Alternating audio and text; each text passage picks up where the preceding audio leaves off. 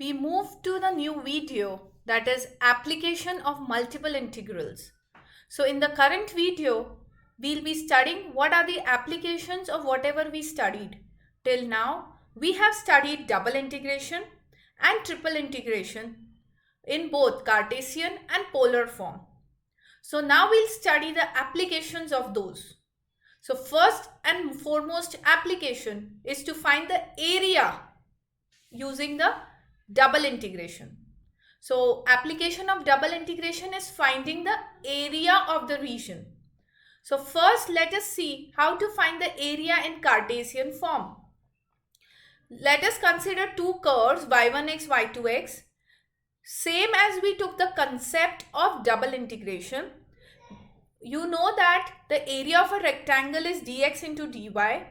If we divided these into small rectangles and take the limit of the sum of these rectangles, that is my double integration, right? So if no function is given inside and you just have dy dx, that is of course the area of that region.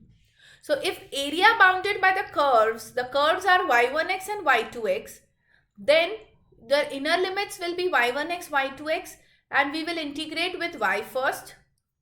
Similarly, we consider these two curves where the curves are x1y and x2y, and the equation of the curves are represented by this.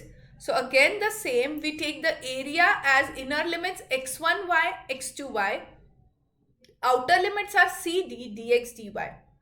So this is the simplest formula where you can apply in the Cartesian coordinates. Now let us see the area in the polar form. Consider the area in the polar form. Suppose we have two curves. Look at this diagram. You have two curves. Theta is equal to theta 1, theta is equal to theta 2. And you know that this line is 0, pi by 2 in polar form. It's the initial line and line perpendicular to the initial line. Now you know that a radial strip will travel from in anti-clockwise direction. So my outer limits will be theta 1 and then theta 2. And the curves are bounded by what? R1 first and then R2. So inner limits will be R1, R2 and outer limits will be theta 1, theta 2. So area is R dr d theta. One thing to note here is whenever you find the area of the curve, you should know the symmetricity. So always pay attention, look at the symmetricity whenever you find the area of a curve. So symmetricity, that means if you have a circle, a complete circle, if you have to find the area and it is symmetric about x and y axis, so you can divide this into 4 parts. So you'll find the area of this one part and then multiply by 4 and so on. So we should note that whenever we find the area in my Cartesian or polar form, your symmetricity should be taken into picture. So now the two formulas that I have arrived here is area in Cartesian form and area in polar form. So in Cartesian form, my area is double integration of dx dy, the simple formula, and in polar form it is double integration of r dr d theta.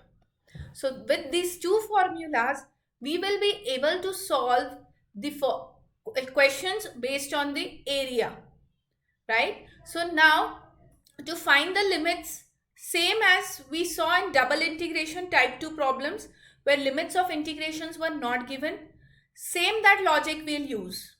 That is, if you consider a standing strip, that means a vertical strip, right? It will travel from left to right, and this is my entry point where it touches down, and where it touches up is my exit point. This you know.